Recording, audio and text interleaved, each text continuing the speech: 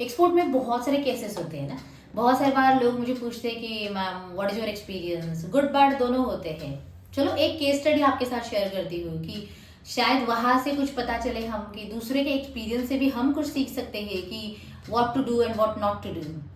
And this is also one of the story actually practically happened. It's a true story practically happened with one of the exporter and which is about the groundnut export story. Yes, तो देखते हैं इस video में कि क्या करना चाहिए और क्या नहीं करना चाहिए while following the export business process. Hi दोस्तों, I'm KDSushma. I'm author, trainer, exporter and business coach and yes, working on a mission to create 10,000 plus exporters by 2025. सो अगर आपने YouTube को सब्सक्राइब नहीं किया है चैनल को तो पहले उसको सब्सक्राइब करो ताकि हम बहुत सारे बातें साथ में कर सके।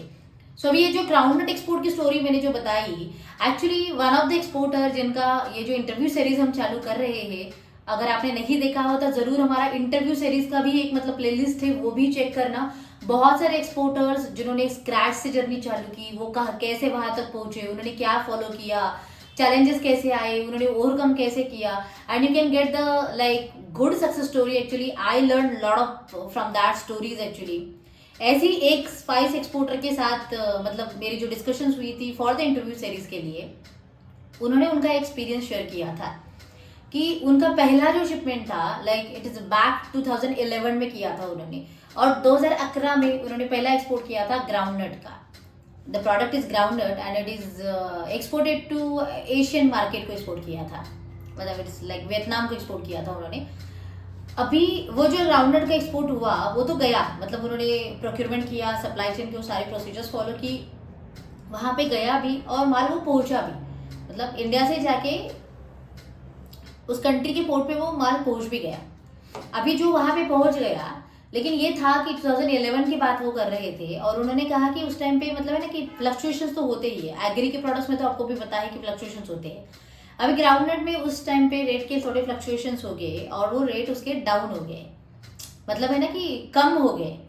अभी वो कस्टमर एक्चुअल में जेन्युइन था, तो उसने कहा कि देखो मैम कि ये रेट डाउन हो गए हैं, तो can you give some discount on that, ताकि मैं भी मतलब सेव कर पाऊँ थोड़ा सा, मुझे भी, धंधे को भी, and we can go ahead together मतलब आफ्टर दैट। अभी ऐसी चीज थी, लेकिन मतलब ये जो एक्सपोर्टर था ये थोड़ा नया था और उसकी वो फर्स्ट शिपमेंट थी। तो होता है ना कि बिजनेस के फंडामेंटल्स भी बहुत मतलब जरूरी होते हैं आपको पता होने के लिए, और ताकि हम टाइमली डिसीजन ले पाए और करेक्ट डिसीजन ले पाए। अभी उनको एक्चुअल में कुछ नहीं पता था, तो उन्होंने क्या किया, फिर एक मतलब दो चार लोगों से पूछा क्या करना चाहिए मतलब हमें इस केस में, तो उन्होंने कहा नहीं नहीं ऐसे ही कस्टमर कहते हैं और वो फ्रॉडी होते हैं, तो डोंट डू दैट, और कोई प्राइस कम करने की देने की जरूरत नहीं है। और फिर उन्होंने क्या किया, मतलब ठीक है अगर सब लोग ऐसे बोल रहे हैं तो नॉट नेसेसरी दैट। फिर उन्होंने उस कस्टमर को बोला नहीं नहीं मैं तो प्राइस कम करके नहीं देने वाला आपका, और जो भी है उसी प्राइस से आपको उठाना पड़ेगा। अभी उस कस्टमर ने मतलब उन्होंने खुद कहा कि कस्टमर ने भी बहुत ट्राई किया वहां पे, लेकिन मार्केट इतना मतलब कम हो चुका था कि शायद वो मे भी सर्वाइव नहीं कर पा रहा था, इसीलिए उसने कंटेनर उठाया नहीं।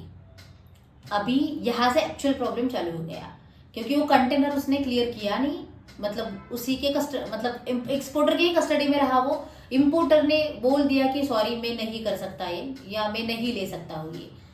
अभी इस केस में मतलब वो सारी बातें एक्सपोर्टर पे आई, अब वो क्या करे। फिर उन्होंने ईसीजीसी का इंश्योरेंस कवरेज भी लिया था उस केस में। अभी जो इंश्योरेंस कवरेज लिया था तो उन्होंने फिर ईसीजीसी को भी बोला कि ऐसे ऐसे कंडीशन हुई है तो हम क्या करें। फिर जो भी प्रोसीजरल पार्ट था ईसीजीसी ने उनको बता दिया। ना उनके पास 2-3 ऑप्शन थे, एक तो वहां पे कंटेनर सेल करे, या फिर किसी दूसरे बायर को ढूंढे और उसको सेल करे, या फिर तीसरा हो सकता है कि बाय बैक मतलब re import in India. Okay, सो इस केस में अभी है ना कि लाइक अगर वो नए थे तो शायद यस डेफिनेटली उनके पास वो ऑप्शन तो नहीं होगा कि मार्केट में कोई दूसरा बायर है, वो भी ऑप्शन नहीं होगा शायद कि किसी को सेल कर सकते हैं और जो भी है सेटलमेंट करेंगे। तो इसका मतलब क्या हुआ, आपके लिए ये लर्निंग हुआ कि ये जो दो भी ऑप्शंस मैंने अभी बताए, you need to have the backup with you when you are going to start your export business and when you are into the export business. तो कुछ तो बैकअप अपने पास रखो कि जिस कंट्री को आप जा रहे हो वहां पे आपके पास अगर ऐसी कुछ चीजें होती भी है अनफॉर्चुनेटली, तो भी you can survive your self, you can like safeguard your self. अभी इनके पास ये दोनों भी ऑप्शंस नहीं थे, उन्होंने तीसरा ऑप्शन ट्राई किया कि वो जो कंटेनर है वो उन्होंने कॉल बैक किया इंडिया में वापस। लेकिन ऐसे तो नहीं था ना कि आज ये घटना घटी और 2 दिन उन्होंने डिसाइड किया और तीसरे दिन वो कॉल बैक आया ताकि वो प्रोडक्ट सेफ रहे। लेकिन उसमें ये सारी जान पहचान करके, मतलब होता है ना कि इसी से पूछो उसी से पूछो, ये करो वो करो, इसके चक्कर में ऐसे ही 3 महीने निकल गए थे। और 3 महीने के बाद फिर ये डिसीजन हो गया कि चलो फिर हम वापस बुलाते हैं ताकि वहां पे कोई ऑप्शन नहीं है हमारे पास, और वो कंटेनर वापस बुलाया गया। तो ऑलमोस्ट 4 मंथ्स तो ऐसे ही हो गए जब वो कंटेनर वापस मतलब इंडिया के पोर्ट पे आया। फिर जब भी उन्होंने वो क्लियर करके माल फिर से मतलब ओपन किया कंटेनर, वो जो पूरा ग्राउंडनट था मतलब वो पूरा खराब हुआ था। So all commodity has been damage, वो पूरी कमोडिटी खराब हुई थी। और अल्टीमेटली मतलब अनफॉर्चुनेटली उनको वो सारा कंटेनर डंप करना पड़ा, मतलब कचरे में फेंकना पड़ा। And this is actually the truly happened with them. So अभी समझ के चलो कि उनका नुकसान कितना हुआ होगा।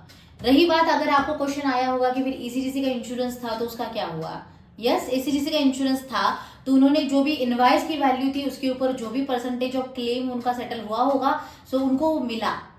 ओके सो जितना भी परसेंटेज उनको मतलब मिल सकता था उतना वो मिला। लेकिन what about the like re import का जो लॉस था उसकी जो कॉस्ट गई वो तो एक्स्ट्रा गई, उसमें जो मटेरियल हाथ में नहीं आया उसकी कॉस्ट जो थी वो एक्स्ट्रा गई।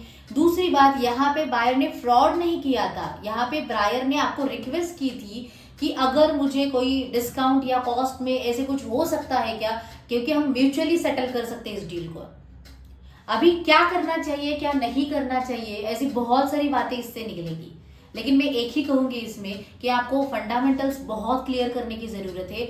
जब भी आप एक्सपोर्ट के लिए जा रहे हो तो make sure you should know the procedural part from the start to end and have the backup options with you also।